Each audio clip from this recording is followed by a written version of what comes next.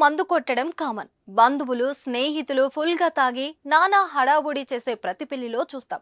కొందరికి కాస్త మందు ఎక్కువైతే రచ్చలేపుతారు. మరి ఇవన్నీ పెళ్లి కొడుకే చేస్తే తన పెళ్లిలో తానే ఫుల్ గా తాగి ఊగితే అబ్బా ఊరుకోండి, ఇలా ఎవరు చేస్తారులే అని మీరు అనుకోవచ్చు. కానీ ఇలాంటి పెళ్లి కొడుకులు కూడా ఉన్నారండి బాబు. ఇదిగో ఈ స్టోరీ వినండి. ఉత్తరప్రదేశ్ రాష్ట్రంలోని ఫతేపూర్లో ఓ వివాహం జరుగుతుంది. కాసేపట్లో ముహూర్తం. పెళ్లికి సర్వం సిద్ధమైంది. భోజనాల కోసం వెరైటీ వంటలు వడ్డించారు.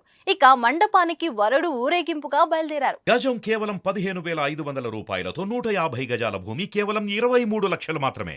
ఈ సందర్భంగా బంధువులు స్నేహితులు డాన్సులు చేస్తున్నారు. వారితో వరుడు కూడా స్టెప్పులు వేశాడు. వరుడు డాన్స్ చేయడం పెద్ద మ్యాటర్ ఏం కాకపోయినా అతడు మాత్రం ఫుల్ గా తాగి గెంతాడు. ఇలా భారీ ఊరేగింపుగా పెళ్లి మండపానికి వరుడు వచ్చాడు. వచ్చిన పెళ్లి వారిని స్వాగతం పలికేందుకు వధువు కుటుంబ సభ్యులు వెళ్ళగా అక్కడ మనోడ్ని చూసి అందరూ షాక్ అయ్యారు.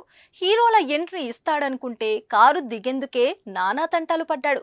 నలుగురి సాయంతో కారు దిగి అతి కష్టం మీద ఊగుతూ జోగుతూ నడిచాడు. అతడి పరిస్థితి బాగలేకపోవడంతో తీసుకెళ్లి మంచంపై పడుకోబెట్టారు. ఈ విషయం తెలుసుకున్న పెళ్లి కూతురు అతన్ని పెళ్లి చేసుకోనంటూ తేల్చి చెప్పేసింది. తాగుబోతు మొగుడు నాకొద్దు అని పెళ్లికి నిరాకరించింది.